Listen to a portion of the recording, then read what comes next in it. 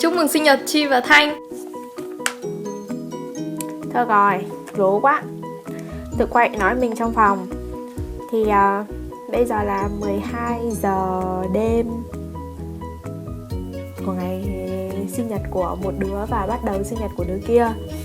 Thì happy birthday, chúc mừng sinh nhật. Happy birthday to you, happy birthday to you, happy birthday, happy birthday, happy birthday to you. Chúc mừng sinh nhật Chibi, chúc mừng sinh nhật Thanh. Chả biết nói gì cả. Thế thôi nhá.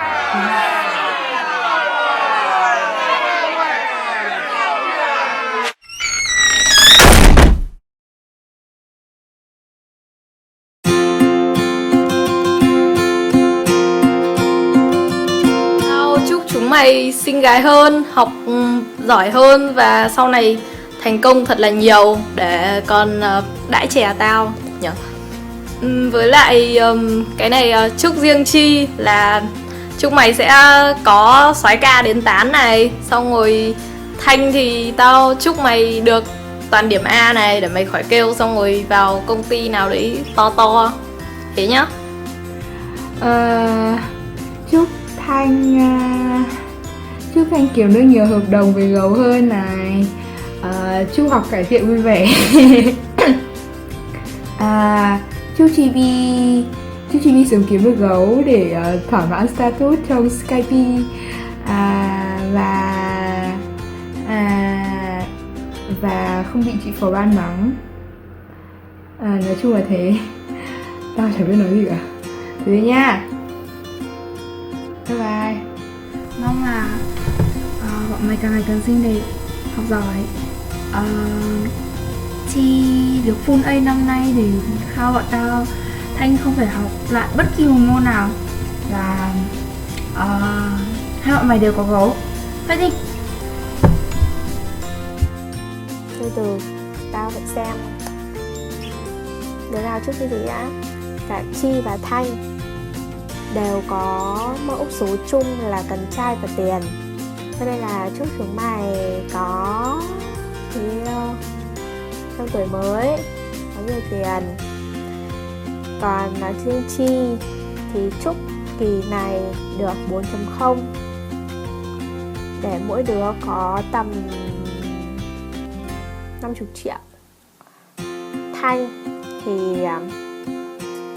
có nhiều khách hàng gì cũng được. Thế thôi. Đứa nào nghĩ ra trò quay điên quá.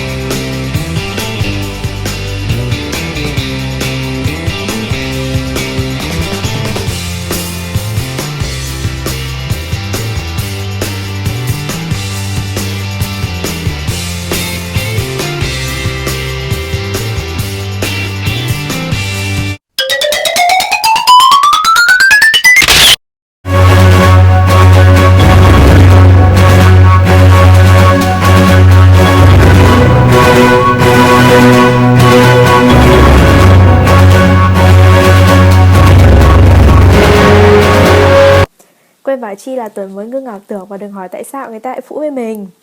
Bởi vì mày là bánh mật. Buồn cười quá.